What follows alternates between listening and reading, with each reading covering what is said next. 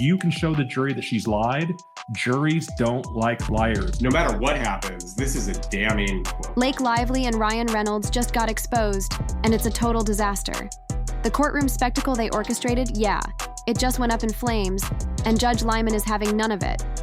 Fake witnesses, shady legal stunts. Everything is out in the open now. Juries don't like liars. Trials are about credibility. Trials are about the truth, and juries want the truth. And if you lie to them, they will hold it against you. Blake Lively really thought she could waltz into court, sprinkle in some fancy legal talk, shed a few dramatic tears, and walk out victorious. Yeah, that plan backfired spectacularly. At this point, she might as well swap careers and start a bakery because her credibility is completely destroyed. She wants different rules for her than she wants for Baldoni and his team, which I don't think the judge will agree with because that's not fair. The judge who deserves an award for patience finally shut this whole charade down, calling it exactly what it is. A PR circus, not a real case. Blake thought she was running the show, but guess what? The only person getting played here is her. This entire legal stunt just blew up in her face like an overinflated balloon.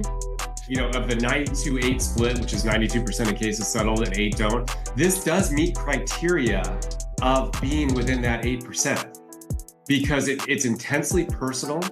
It's getting more personal. They're going to discover more information that's going to make them angry.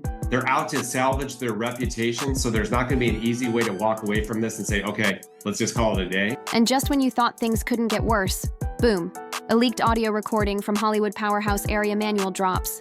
And let me tell you, this is the kind of smoking gun lawyers dream about.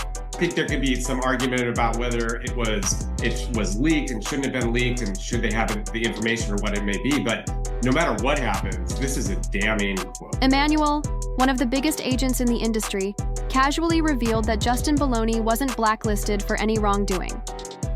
Oh no, he was iced out because of his associations with the wrong people, and by wrong people, we mean Blake Lively and Ryan Reynolds, the couple who thought they had Hollywood wrapped around their fingers. This dispute, these words that were said by Lively's side had a clear, immediate negative impact on Baldoni's career. Let's break this down. Belden's former agency. WME completely dropped him not because of solid evidence against him, but because Blake and Ryan knew how to pull strings behind the scenes. And now, thanks to this leaked audio, it's not just speculation anymore. It's fact. But what I think we're seeing now with this quote is WME absolutely got rid of him because of these things that were said. And so now he's got a clear line to get damages for. Judge Lyman now has hard proof that Blake and her team were actively manipulating the industry to destroy Baldwin's career. That's not just shady. That's legally damning her entire case built on lies. Everyone sees it. Judge Lyman, the lawyers, and probably even her own PR team, who are definitely considering a fast exit strategy right about now.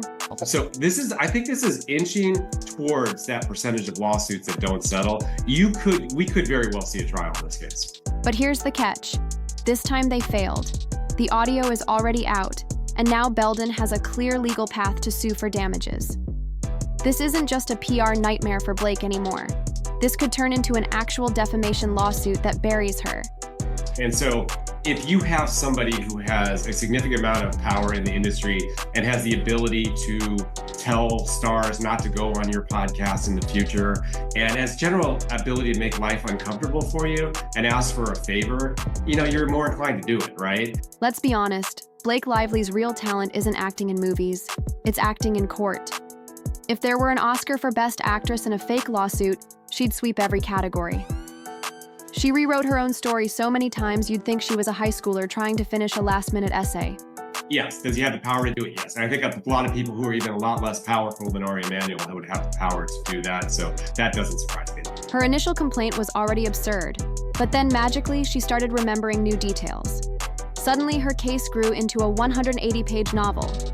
For context, most lawsuits of this nature are around 20 to 25 pages, but Blake turned hers into Lord of the Rings, the legal edition, thinking if she dumped enough nonsense in there, no one would read closely.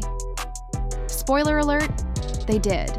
Just from a PR standpoint, if they both struck an agreement and walked away, that would be the smartest thing. because it's not going to get any, it was never going to get any better from Lively after when she filed that California Civil Rights Division pre-complaint, right? And guess what? Legal analysts shredded it to pieces. It turns out the majority of her lawsuit isn't even about legal claims. It's media manipulation wrapped in legal jargon. When you need 180 pages to prove something happened, chances are nothing happened. And here's the kicker. If even one lie is found in her testimony, the entire case can be tossed out. And guess what? She's been caught multiple times. When this finally goes to trial, her credibility is already 6 feet under, but instead of backing down, she doubles down. Every time she's exposed, she comes up with another ridiculous excuse. It's like watching someone dig a hole, realize they're stuck, and then just keep digging faster. Even Hollywood, a place where celebrities get away with everything, is looking at this and saying, yeah, this is embarrassing. And poor Ryan Reynolds, the man must be mortified. He spent his whole career building a reputation as Hollywood's funny, likable guy, and now he's knee-deep in one of the most humiliating legal disasters in recent history. And just when Blake thought things couldn't get worse, lawyer Brian Friedman stepped in and wrecked her argument in one brutal sentence. Just because they're celebrities, they think there's a different law that applies to them. Translation: sit down, Blake. You're not getting VIP treatment in court. You can almost hear her legal team sigh in collective defeat. They've tried everything: fake evidence, bribery, playing the victim, and every single attempt has flopped spectacularly. Now there's another name floating around in this drama, and it's Stephanie Jones, Blake's publicist, and let me tell you, people in Hollywood do not have good things to say about her. Word on the street is that she's a super vindictive publicist who has been stirring the pot, making things worse for both sides. Do you think this whole mess is just a misunderstanding between Blake? Ryan and Justin think again. Stephanie might be the one behind the scenes making everything 10 times messier. Rumors are flying that she was confusing both sides, fueling the fire, and making this drama way bigger than it needed to be. And just when you think it can't get any dumber, Blake's team pulls the most ridiculous accusation. They're now claiming that Justin Belden is too nice. Yes, you heard that right. Their latest desperate attempt to take him down is accusing him of toxic positivity. One of the complaints he asked employees to sign off emails with so much love. Seriously. Imagine taking legal action because someone was too nice in their emails. It gets even worse. Another scandal they dug up. He gave clothes to homeless people and filmed it. Yep, helping. The less fortunate is now a crime. We have officially entered the Twilight Zone. Even Candace Owens chimed in, dragging Blake's entire case by saying, imagine living in a world where you can sue someone for being too nice at work. At this point, Blake and Ryan have thrown millions at this legal disaster, trying to control the narrative, but no amount of money can erase reality. That's the problem. When your case is built on lies, manipulation, and Hollywood power plays, eventually the truth always comes out.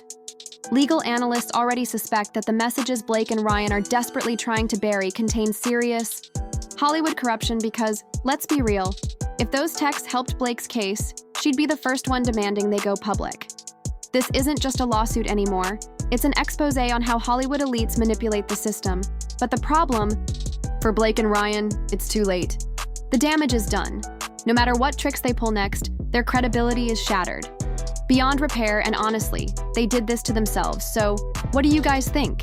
Is this the end of Blake and Ryan's reign as Hollywood's golden couple? Will Boney get the justice he deserves? Let us know in the comments, and don't forget to like, subscribe, and hit that notification bell for more juicy gossip. Trust me, you won't want to miss what happens next in this Hollywood showdown.